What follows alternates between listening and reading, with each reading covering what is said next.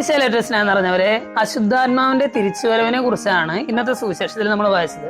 ഇവിടെ ഈശോ പറയുകയാണ്, ഒരാളിൽ നിന്നും അശുദ്ധാത്മാവ് പുറത്തിറങ്ങി പോയാൽ, അതായത് ഒരുവനിൽ നിന്നും അശുദ്ധാത്മാവിനെ നമ്മൾ പുറത്താക്കിയാൽ അത് വരണ്ട സ്ഥലങ്ങളിലൂടെ അതിനെ താമസ സ്ഥലം അന്വേഷിച്ച് ഇങ്ങനെ അലയുമെന്നാണ് പറയുന്നത്. ഏറ്റവും ഒടുവിൽ എവിടെയും ഒരു സ്ഥലവും കിട്ടാതെ വരുമ്പോൾ ഇറങ്ങിപ്പോകുന്ന സ്ഥലത്തേക്ക് തന്നെ തിരിച്ചു ചെല്ലാമെന്നത് പ്രതീക്ഷിക്കുന്നു. അങ്ങനെ വലിയ പ്രതീക്ഷയോടുകൂടി തിരിച്ചു ചെല്ലുമ്പോൾ ആ സ്ഥലം അടിച്ചു വൃത്തിയുള്ളതാക്കിയിട്ടിരിക്കുന്നതായിട്ട് കാണുന്നു.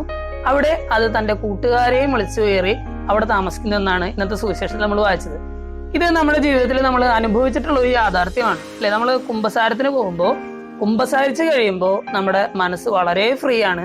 പക്ഷെ കുറെ നാൾ നമ്മൾ വെറുതെ ഇരുന്ന് കഴിയുമ്പോൾ തനിയെ നമ്മൾ ഈ കുമ്പസാരത്തിൽ പറഞ്ഞ അതേ പാപങ്ങൾ തന്നെ നമ്മുടെ ഹൃദയത്തിലേക്ക് കയറി വരുന്നതായിട്ട്, നമ്മുടെ ജീവിതത്തിലേക്ക് കയറി വരുന്നതായിട്ട് നമുക്ക് അനുഭവപ്പെടാറുണ്ട്.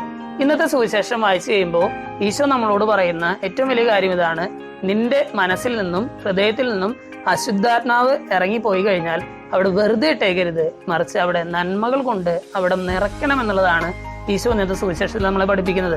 നമ്മൾക്കറിയാം, സഭയുടെ വേദോപദേശം നമ്മൾ പഠിക്കുമ്പോൾ അതിലെ മൂലപാപങ്ങളും അവയ്ക്കെതിരായ പുണ്യങ്ങളും എന്ന് പറഞ്ഞിട്ട് ഒരു നമസ്കാരമുണ്ട്.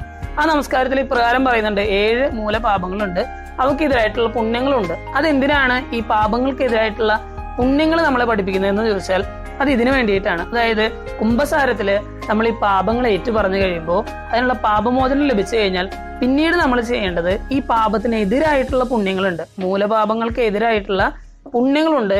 ഈ പുണ്യങ്ങൾ അഭ്യസിക്കാനായിട്ട്, ഈ പുണ്യങ്ങൾ കൊണ്ട് നമ്മുടെ ഹൃദയം നിറയ്ക്കാനായിട്ട് നമ്മൾ ശ്രമിക്കണമെന്നാണ് സഭ പഠിപ്പിക്കുന്നത്. സ്നേഹമുള്ളവരെ, അശുദ്ധാത്മാവിനെ ജീവിതത്തിൽ നിന്നും പുറത്തേക്ക് ഇറക്കി വിട്ടു കഴിഞ്ഞാൽ അവിടെ ഫ്രീ ആക്കാതെ പുണ്യങ്ങൾ വെച്ച് അവിടെ നിറയ്ക്കണം, നന്മകൾ വെച്ച് അവിടെ നിറയ്ക്കണമെന്ന് ഇന്നത്തെ സുവിശേഷം പഠിപ്പിക്കുകയാണ്. ഇന്നത്തെ സുവിശേഷത്തിനനുസരിച്ച് ജീവിക്കാനുള്ള കൃപയ്ക്കായിട്ട് നമുക്ക് പ്രാർത്ഥിക്കാം.